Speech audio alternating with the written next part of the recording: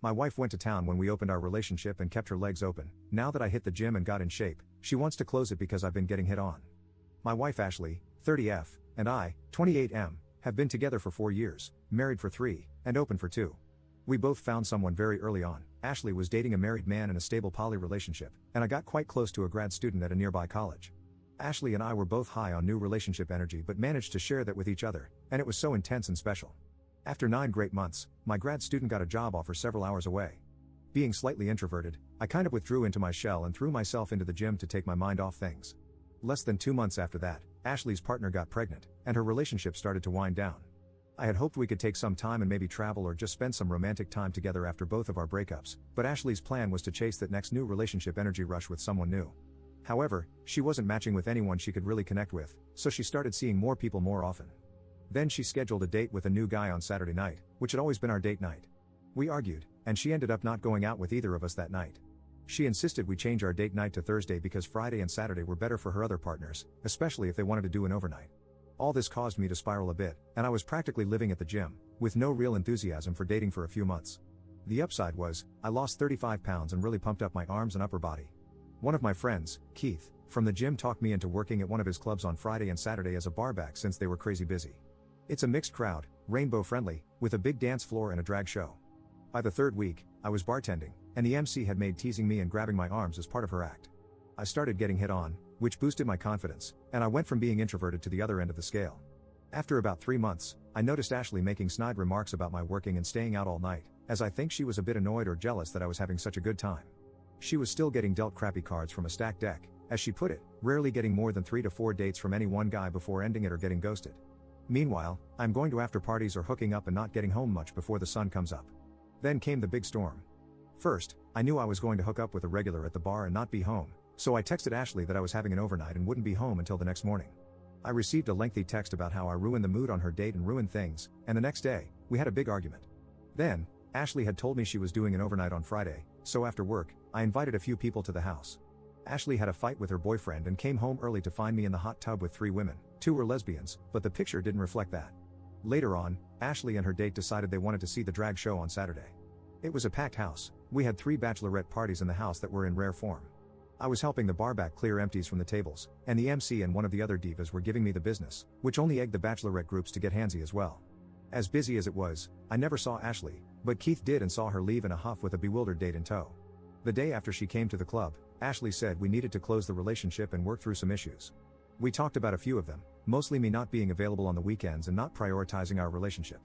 I had to remind her that she was the one who prompted us to move our date night from Saturday to Thursday to accommodate her boyfriend's schedules. She brought up how hurt she was when she had a fight with one of her dates and came home early to find me in a hot tub full of women when she needed me to be there for her.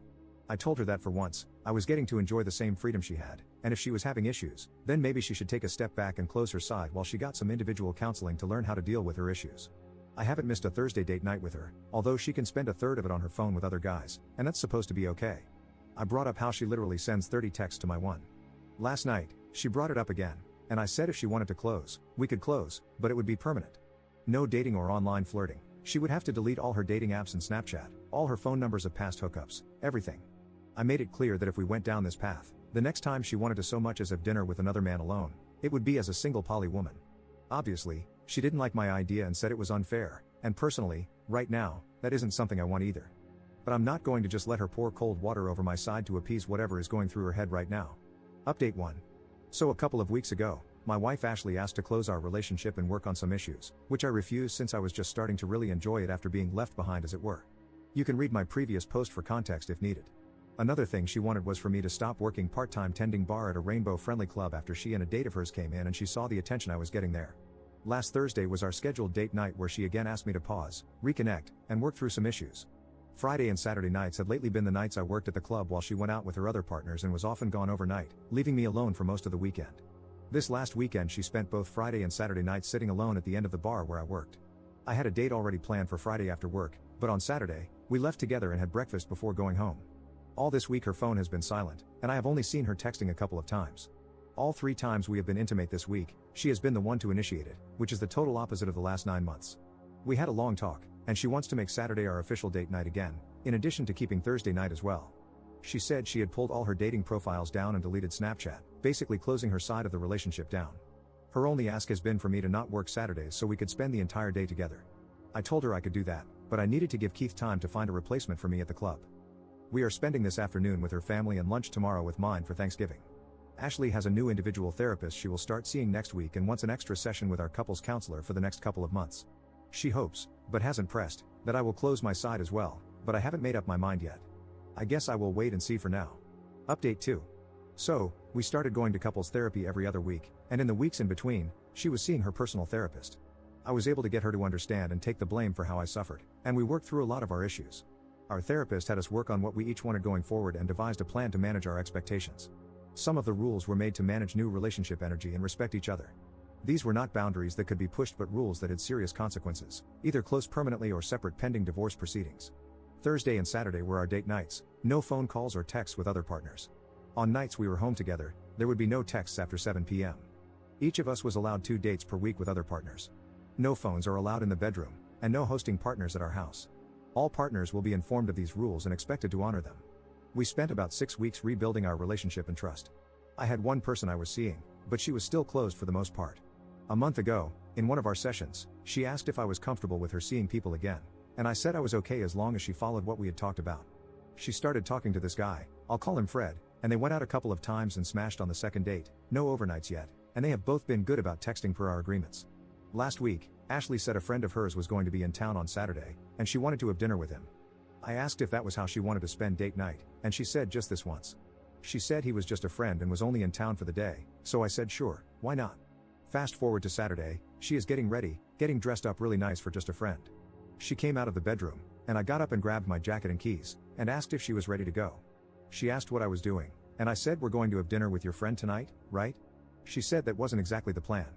I apologized and said that's what I thought she meant about having dinner with him on our date night, and suggested she text him and tell him it would be 3 for dinner. After more discussion, she did send him a text that she would be unable to make it for dinner. We ended up getting a pizza delivered and talking most of the night. Sunday morning, we slept in, and she woke up like nothing had happened and rolled over on top of me. This week the subject hasn't come up, and she has been pretty loving. Monday, we have couples therapy where I'm sure one of us is going to bring it up. Hopefully, it's just a small bump in the road as we have been better together than we have been in a long time. This Saturday, we are celebrating my promotion, and I am surprising her with a trip overseas. Update 3. I had high hopes, but I have to admit most of you were right. Things were looking up, and we, at least I, were happy, and things looked like we had moved past all the drama. But her lies kept piling up, even telling little lies that didn't mean anything. Last Sunday, Ashley said she was going shopping with her mom and would be home around 5 p.m. About 30 minutes after she left, I heard her watch dinging away in the bedroom. She had left it on the charger by the bed. I called her to tell her she had left her watch and to pick up bread for dinner on her way home, but she didn't pick up, which isn't unusual when she is driving. So I called her mom, and when I told her to tell my wife when she got there, she seemed surprised. I chatted with her for a while and discovered they had no shopping plans. Now I checked the text messages that had been coming in on her watch. The one that stood out was from a guy named Alan, whom I didn't know, saying he was running an errand and was going to be a little late. I was composing a lengthy text message when Ashley called me back. She said her mom had forgotten about the shopping trip. I stopped her and said since Alan was running late, she should come back home so we could talk. There were a few seconds of silence before she said she would be right there.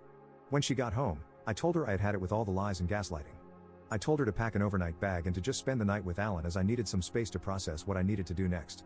She apologized for lying and said we needed to talk this out now and not let it fester and get any worse. I told her I was going for a ride to clear my head, but it would be better if she wasn't here when I got back. I was gone for a couple of hours, during which she sent several texts. When I got home, she was still there, so I packed a bag and left again without saying much. I got a hotel room and muted my phone. Monday morning, I got to work early and made some calls.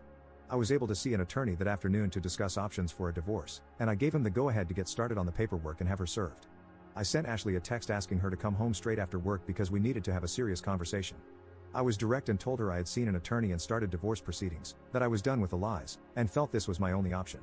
She didn't take it well, and all week has been hot and cold, playing every card she is trying to get me to change my mind. I canceled our couples therapy session Wednesday night, useless at this point.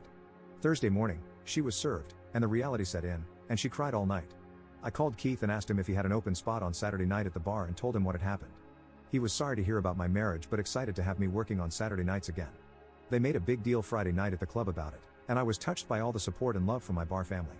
I told Ashley I would help her find an apartment and get her moved ASAP. I talked to my landlord, and he is willing to let me make an offer on the house we have been renting. I want the divorce to be as amicable as possible, but I don't want her in my life anymore. There will be times when our friends bring us into contact, and I don't want it to be weird, but I want to keep her at arm's length.